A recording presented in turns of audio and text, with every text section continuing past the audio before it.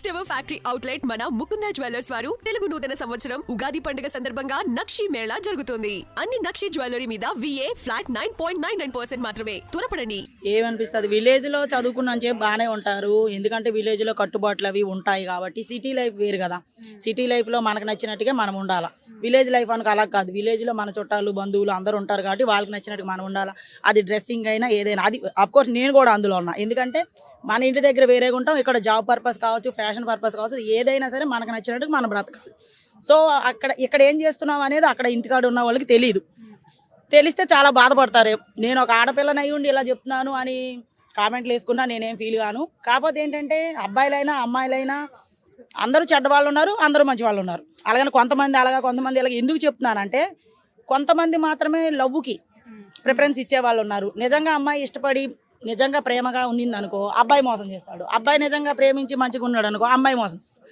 So reality లేదు, real love లేదు, ఏమీ లేదు. సో ఎవరైనా కానీ కొద్ది రోజులు మాత్రమే యూజ్ చేసుకుంటారు, వాడుకుంటారు, వదిలేస్తారు.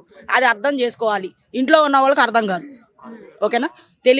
తెలియక ఏం చేస్తారంటే, ఓకే మా పిల్లలు చదువుకుంటున్నారు, హాస్టల్లో ఉన్నారు, లేదా జాబులు చేస్తున్నారు. అది విదేశాలకు వెళ్ళిన వాళ్ళు కావచ్చు, ఇక్కడ హైదరాబాద్లో ఉండే వాళ్ళు కావచ్చు, ఎక్కడైనా కానీ అది.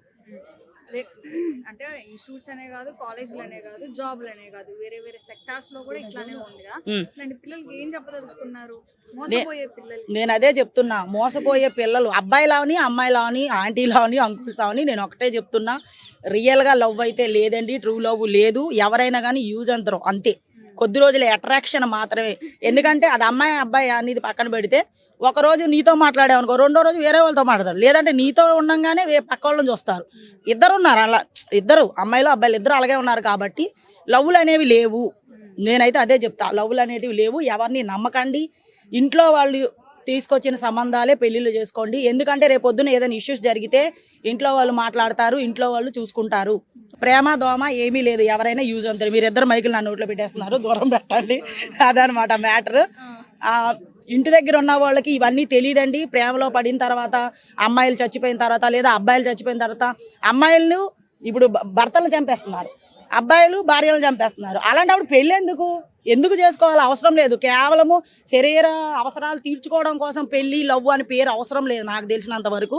ఇష్టం ఉందా, మాట్లాడారా, ఏదో కలిసామా తిరిగామా అనే ఫ్రెండ్షిప్లో విడిపోతే ఏ గోళ ఉండదు. చంపుకునేదాకా కూడా ఎవరు వెళ్ళకండి. ఎందుకంటే ఈ మధ్యన మనం చూస్తున్నాము, అందరు చంపుకుంటున్నారు. చచ్చిపోతే ఏమీ రాదు. పిల్లలు పుట్టాక ఎఫైర్లు పెట్టుకోవడం, మళ్ళీ పిల్లల్ని చంపేయటం ఎఫైర్లు, అది కూడా తప్పు. ఎందుకంటే పిల్లల భవిష్యత్తు కూడా ఆలోచించాలని నేను చెప్తున్నాను. ఎవరైనా సరే కడుపుతో ఉన్న, మొన్న వైష్ణవిని కూడా చంపేశారు. అలాగే భర్తలను చంపేస్తున్నారు, భార్యల్ని చంపేస్తున్నారు. చచ్చిపోయేదాకా ఎందుకు ఆ బాధ? మీకు నచ్చితే కలిసి బ్రతకండి, నచ్చపోతే కోర్టు ఎలాగా ఉంది, విడాకులు ఇచ్చుకోండి, లేదా పెద్ద మనుషులు నలుగురిని పెట్టి కూర్చోబెట్టి విడిపోండి. ఏ గోళ ఉండదు. ఎవరి లైఫ్ ఆడది బతుకుతారు కదా. ఇప్పుడు అందరూ ఎవరి మట్టుకు వాళ్ళు పని చేసుకునే బతుకుతున్నాము. ఎవరు అమ్మ నాకు మొగుడే పెంచాలి, లేకపోతే నాకు పెళ్ళమే పెంచాలి అని లేదు. మొగుడు పని చేస్తున్నాడు, పెళ్ళం పని చేస్తుంది. కాబట్టి ఎవరి లైఫ్ వాడిది. అది ప్రేమిస్తే ఖచ్చితంగా పెళ్లి చేసుకోవాలి, లేకపోతే జైలే అని చెప్పేసి అవన్నీ పట్టియండి. జైలేంది, చంపేసిన వాళ్ళకే ఏం పీకలేకపోతున్నారు. ప్రేమించి పెళ్లి చేసుకోండి, లేకపోతే మేము చంపేస్తాం, అవన్నీ వేస్ట్, ఫేక్ న్యూస్లు అవన్నీ. ఓకేనా.